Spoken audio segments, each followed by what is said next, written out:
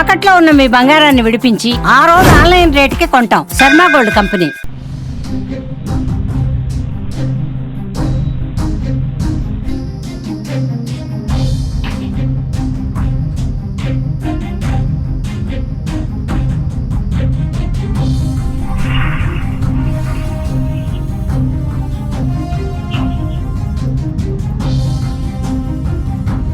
నమస్తే, welcome to Suman TV Karimnagar. నేను మీ అనిల్. నిన్న రాత్రి 6:55 నుండి 7 గంటల ప్రాంతంలో ఉమ్మడి కరీంనగర్ జిల్లా వ్యాప్తంగా కూడా భూకంపం వచ్చిందండి. నిన్న రాత్రి చాలా మంది కూడా తమ తమ పనులు చేస్తున్న సందర్భంలో ప్రకంపించడంతో చాలా మంది ప్రజలు బయటకు పరుగులు తీసినటువంటి సందర్భం నెలకొంది. అటు ఉమ్మడి కరీంనగర్ జిల్లాలో కరీంనగర్, పెద్దపల్లి, సిరిసిల్ల లాంటి ప్రాంతాలు కాకుండా ఉమ్మడి ఆదిలాబాద్ జిల్లాలో ఉన్నటువంటి కొమరంభీం, ఆసిఫాబాద్ జిల్లా, అదేవిధంగా మంచిర్యాల జిల్లాలో ఉన్నటువంటి కొన్ని ప్రాంతాల్లో ఈ భూమి ప్రకంపించింది. ముఖ్యంగా అత్యధికంగా కొమరంభీం, ఆసిఫాబాద్ జిల్లా, రెప్పన మండలం ఆ ప్రాంతం, అదేవిధంగా పులికుంట, ఈ రెండు ప్రాంతాల మధ్యలో అత్యధికంగా ఎక్కువగా 3.9 నమోదైంది రిక్టర్ స్కేల్లో. సో నిన్న రాత్రి సమయంలో చాలా మంది ప్రజలు కూడా ఇది ఊహించని పరిణామాలు ఎదుర్కొన్నారు. అంటే కరీంనగర్ ఈ ప్రాంతానికి ఈ భూకంపం అనేది చాలా తక్కువ, భూకంపం అనేది ఈ ప్రాంతానికి చాలా దూరంగా ఉంటుంది. కానీ నిన్న ప్రజలు మాత్రం ఈ భూకంపం పరిణామాన్ని ఎదుర్కొన్నారు. చాలా మంది బయటకు పరుగులించిన సందర్భం ఏర్పడింది. అయితే నిన్న బయటకు వచ్చిన తర్వాత అటు జడివాన, పిడుగులు, ఉరుములతో కూడినటువంటి భారీ వర్షం. సో దీంతో ప్రజలు ఏం జరుగుతుందో తెలియని పరిస్థితిలో బిక్కుమంటూ గడిపిన సందర్భం నెలకొంది. ప్రస్తుతం మనతో స్థానికులు ఉన్నారు, ఒకసారి వారితో మాట్లాడడం. నిన్న రాత్రి సమయంలో భూకంపాన్ని గమనించారా, ఆ తర్వాత ఎలాంటి పరిణామాన్ని ఎదుర్కొన్నారో ఒకసారి వారితో మాట్లాడదాం. నిన్న గమనించారా, మీరు ఏ సమయంలో గమనించారు? 6:50 to 6:55 మధ్యలో నేను నా డిస్పెన్సరీ లో కూర్చొని ఉన్నాను. సైలెంట్ గా ఉంది, అంటే ఒక ఫ్యాన్ నడుస్తుంది. నేను ఒక విధంగా ఆలోచించుకుంటూ కూర్చున్నాను. అప్పుడు సడన్ గా ఒక పిడుగుద్దుల శబ్దం, అంటే ఇట్లా భూమి ఇట్లా మనం ఏదో కోల్పోతున్నట్టు ఒక భయం మొదలైంది. ఆ సౌండ్ రాగానే నేను చూసి నిలబడిన తర్వాత మళ్ళా 2 seconds లో మళ్ళీ ఒక సౌండ్ రావడం జరిగింది. అదే సడన్లీ నా డిస్పెన్సరీ నుంచి బయటికి రావడం జరిగింది. నా సీసీ కెమెరా కూడా రికార్డ్ అయింది. బయటికి రావడం జరిగి నేను ఒక 2 minutes బయట ఉన్నాను. అంటే ఇక్కడ ఏమైతుందంటే నిన్న వాన బాగా తీవ్రత ఉండే, వాన వచ్చే అవకాశం ఉండే, గాలి అయితే మరి తీవ్రంగా గాలి ఉండే, దుమ్మరం ఉండే, గాలి దుమ్మరం. బయటకు వెళ్దామంటే ఇటు గాలితో భయపడడం జరుగుతుంది.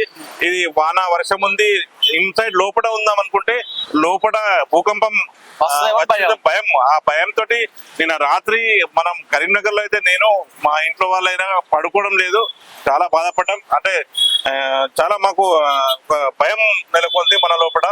మళ్ళీ ఎప్పుడు వస్తుందో ఎక్కడ వస్తుందో అని ఆ భయంతో నిన్న మొత్తం ఎస్టర్డే మనం చాలా గంభీరంగా గడిపినాం అన్నట్టు. ఇది నాకైతే లైఫ్ లో వింటుండే, నేను ఇక్కడ 2 seconds 3 seconds ఇక్కడ వచ్చిందని వింటుండే. కానీ నిన్న నేను ఉన్న ప్లేస్ లో నిశ్శబ్దత ఉంది కాబట్టి, నేను సైలెంట్ గా ఉన్నా కాబట్టి నేను గమనించగలిగిన ఎందుకు ఇట్లా అవుతుంది అని పక్కకు చూసిన. నా సరౌండింగ్ చూసే వరకు ఏం లేదు, కానీ ఆ శబ్దం అనేది నాకు ఇప్పుడు కూడా రిసౌండ్ అవుతుంది చెవులలో. కరీంనగర్ లో, తెలంగాణలో ఇలా జరుగుతుందని బయట ఎక్కడో విన్నాం, ఎక్కడో చూసినాం, కానీ ఈ విధంగా మన మీదనే ఇవాళ రేపు నిన్న జరగడం అది నాకు చాలా భయంకరం గురి చేసింది. ఓకే, అంటే గతంలో మీరు ఎప్పుడైనా చూడడం జరిగిందా? కరీంనగర్ లాంటి ప్రాంతాలకి ఈ భూకంపం అనేది చాలా దూరం ఉంటుంది. ఎప్పుడైనా మీరు ఇప్పుడు ఈ భూకంపం చూడడం జరిగిందా? చూడడం జరగలేదు, విన్నాం అంతే. ఇది జరుగుతుంది అని విన్నాం, ఇక్కడ జరిగింది అని విన్నాం తప్ప మనం ఇప్పుడు నేను చూసింది మాత్రం ఎస్టర్డే. ఆ ఎస్టర్డే నేను లైఫ్ లో మర్చిపోను. నిజంగా అది చాలా ఘోరం. బయటికి వెళ్దామంటే గాలి బాగుంది, దుమ్మురం ఉంది, బయట పోలేము. ఇంట్లో కూర్చుందామంటే, ఇంట్లో ఉందామంటే భయం, అక్కడ భూకంపం వస్తుందో అని. భూమి నిన్న 3.8 దానిలో తర్వాత తెలిసింది 3.8 ఇట్లా భూమి కంపించిందని. నిజంగా దేవుడే కరీంనగర్ కాపాడాడు. ఇట్లా కొంచెం ఇట్లా చూపెట్టి వెళ్ళిపోయాడు దేవుడు. ఓకే, 2 సార్లు వచ్చింది, గమనించారా? 2 times వచ్చింది. ఒక రాగానే మళ్ళీ నేను సడన్ చూసాను, మళ్ళీ ఒకసారి సౌండ్ వచ్చింది. అంటే చాలా మంది కూడా గమనించారు, అంటే పక్కన ఏదైనా సౌండ్స్ జరుగుతాయి కదా అలాంటి ఏదైనా కన్స్ట్రక్షన్ జరుగుతుందో, కన్స్ట్రక్షన్ జరుగుతుంది కావచ్చు. సమ్ ఏదో పైన ఫ్లోర్ లో ఎవరైనా వాళ్ళు ఏదైనా వస్తువు జరిపినప్పుడు సౌండ్ వస్తుంది కదా, ఆ విధంగా నేను కొంచెం లైట్ తీసుకున్నాను. ఆ సెకండ్ సడన్లీ వచ్చేసరికి నాకు ఏం అర్థం కాలేదు. నేను అసలు బయటికి పరిగెత్తినా నేను. ఓకే, అది వేరే దారి లేదు అక్కడ. ఎందుకంటే నేనైతే ఒంటరిగా ఫస్ట్ టైం నేను అనుభవించింది. Experience చేసింది. నేను నిజంగా నాకు ఎప్పుడు విన్నా నేను, అరే వీళ్ళు చెప్తుండ్రు 1 సెకండ్, నాకైతే ఏం అనిపించలేదు బాస్, ఎట్లా అనిపించిందో వాళ్ళకి మరి ఏందో, నాకైతే నేను మరి ఎక్కడో తెలియదు అని అనుకుంటుంటాను. కానీ నిజంగా నిన్న నా మీద జరిగింది కాబట్టి నేను హార్ట్ఫుల్ గా నేను చూసిన అది ఆ సౌండ్ అనేది నాకు ఇంకా చెవిలో తిరుగుతూనే ఉంటుంది.